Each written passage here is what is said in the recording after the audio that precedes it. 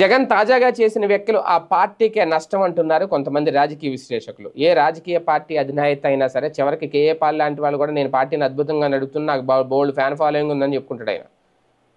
కనీసం ఇప్పుడు తీరా చూస్తే ఆయన ఇంట్లో ఓట్లు కూడా ఆయనకు పడవు పట్టుమని ఆ పరిస్థితి ఉంటుంది. కానీ జగన్మోహన్ రెడ్డి లాంటి వ్యక్తి తాజాగా చేసిన ప్రకటన అంటే తన దగ్గర ఏముంది అని, అంటే ఒకవేళ ఎంక్వైరీ చేసుకోవడానికి వస్తే లిక్కర్ స్కామ్ వ్యవహారం తన దగ్గర ఏముంది అని చెప్పే ప్రయత్నంలో భాగంగా పార్టీని నడపడానికి డబ్బులే లేవు నా దగ్గర అంటూ ఆయన చేసిన వ్యాఖ్యలు ఏవవుతున్నాయి ఇప్పుడు సోషల్ మీడియాలో బాగా వైరల్ అవుతున్నాయి.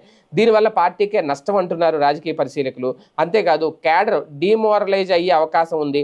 వైసీపీ ఓటమి తర్వాత భవిష్యత్తు ఆ పార్టీకి లేదు అని భావించి చాలామంది తప్పుకున్నారు. ఇప్పుడు పార్టీని నడపడం ఇబ్బందిగా ఉంది అని సాక్షాత్తు అధినాయకుడే అంటే ఇక పార్టీలో ఉండేవారు కూడా ఆలోచించుకుంటారు కదా అనేది ఇప్పుడు చర్చ. లిక్కర్ స్కామ్ విషయంలో మాట్లాడుతూ చంద్రబాబు దగ్గర డబ్బు అని జగన్ మీడియాను ఎదురు ప్రశ్నించారు. చంద్రబాబు దగ్గర అయితే ఇక్కడ మద్యం కుంభకోణం అంతా బాబు హయాంలోనే జరిగింది అని ఆయన గట్టిగా చెప్పే ప్రయత్నం చేశారు. అదంతా రాజకీయంగా ఆరోపణలకు బాగానే ఉన్న పార్టీని నడపడం కష్టం అని చెప్పి ఓ అధినేత అనడం మాత్రం అది రాంగ్ స్టేట్మెంట్ అంటున్నారు కొంతమంది రాజకీయ విశ్లేషకులు. దీనివల్ల వైసీపీకి జగన్ ప్రెస్ మీట్ వల్ల పెద్దగా మైలేజ్ వస్తుందో లేదో తెలియదు, కానీ పార్టీలో ఇప్పటికి ఈ రోజుకైతే ఎమ్మెల్యేలుగా 11 మంది ఉన్నారు. రేపటి రోజున లోకల్ బాడీ ఎన్నికల నుంచి సార్వత్రిక ఎన్నికల ద్వారా పార్టీని నడపాలి అంటే మహా యుద్ధమే ఒక రకంగా. అయితే 2029 ఎన్నికలను ఇంకా ఎలా ఫేస్ చేస్తారు అనేది ఒక అతిపెద్ద డౌట్.